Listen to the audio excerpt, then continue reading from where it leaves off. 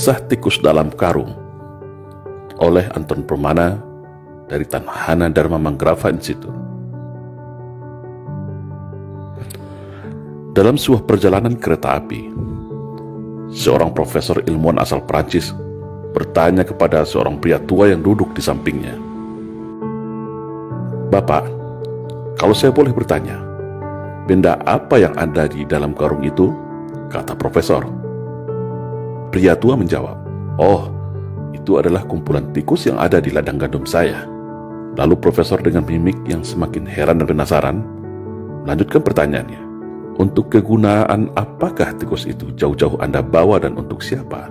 Si pria tua menjawab, "Tikus ini ada yang order buat laboratorium pemerintah sebagai bahan penelitian. Saya mau mengantarkannya langsung. Dan ini sudah biasa saya lakukan dalam beberapa tahun ini." Sambil manggut-manggut, si profesor bertanya kembali, "Lalu, kenapa Anda selalu menendang-nendang tikus itu dan menggoyang-goyang karungnya setiap saat?" Si pria tua itu menjawab, "Oh, kalau itu adalah tradisi kami sejak dulu di ladang. Saya menendang dan menggoyang-goyang tikus itu agar tikus itu sibuk dan ribut antar sesama dia di dalam karung. Karena kalau mereka tenang-tenang saja tanpa diganggu, maka tikus itu bisa menggigit dan mengoyak karung ini dengan gigi dan kukunya yang tajam. Makanya saya goyang dan tenang terus karung ini supaya tikus-tikus ini lupa kalau mereka sebenarnya punya senjata gigi dan cakar.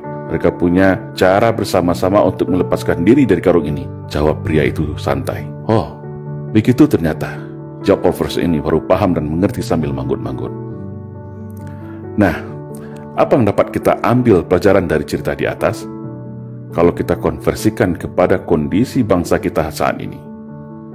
Cerita profesor dan bapak tua pembawa karung tikus di atas bisa dikonversikan dengan keadaan bangsa kita hari ini. Sebuah bangsa yang besar, bangsa yang plural, bangsa yang majemuk, tapi saat ini terjebak dalam jurang perpecahan yang begitu tajam dan dalam. Ibarat sebuah piramida kehidupan, mulai dari puncak piramida, tengah dan bawah terpecah belah oleh ego dan kepentingannya masing-masing. Apakah ini natural? Apakah itu alamiah terjadi? Sebagai bangsa yang memiliki sumber daya alam melimpah seperti ini, sangatlah menggiurkan bagi para taipan dan negara maju yang haus akan sumber daya alam. Dan sejarah negeri ini juga mencatat demikian. Sejak berabad-abad tahun yang lalu, bangsa lain silih berganti ingin mengeruk kekayaan negara ini. Dan cara yang paling aman untuk menjarah negeri ini adalah tentu dengan mengadu domba sesama masyarakatnya agar terpecah belah dan lemah.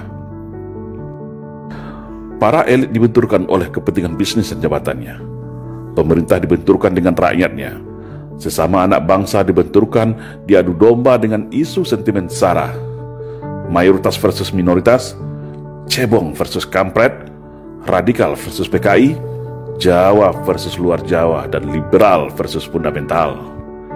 Padahal semua perpecahan itu ada decision maker di belakangnya. Ada kingmaker yang merencanakannya. Para elit minorki kekuatan invisible hand yang ingin mengalihkan segala perhatian, menguras energi bangsa hingga kita semua lupa, lengah bahwa bangsa ini adalah bangsa yang besar, bangsa yang hebat, bangsa yang tangguh, bangsa yang ramah, baik dan patriot sejati, sebagaimana pendahulu kita mendirikan negara ini dengan segenap jiwa raganya. Setiap hari, setiap menit dan detik, ada saja isu permasalahan yang muncul seakan memaksa kita, menggiring kita, memancing emosi kita untuk terus berkelahi, saling mencaci dan saling membuli. Seolah tak ada lagi celah untuk kembali ke masa indah yang penuh kerukunan, ketentraman dan saling percaya dan toleransi. Yang agama satu tak recokin agama yang lainnya. Yang aliran berbeda tidak hakimi aliran yang lainnya. Suku lain tidak menghina suku lain. Kehormatan sara sangat kita junjung dan hormati.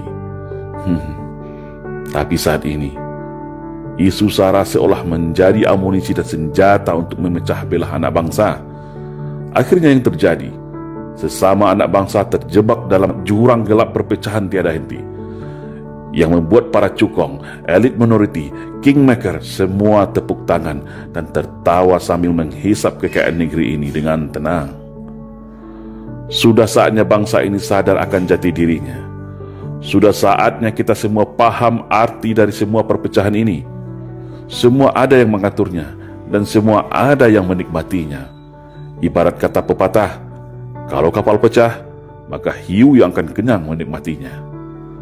Padahal, mereka yang merancang ini hanya dari kalangan yang sedikit, tapi berhasil memecah belah serta membodohi kita semua dengan propaganda dan adu domba. Seperti pria tua yang selalu menendang menggoyang tikus dalam karungnya agar selalu ribut dan lengah. Sekarang, kembali kepada kita semua.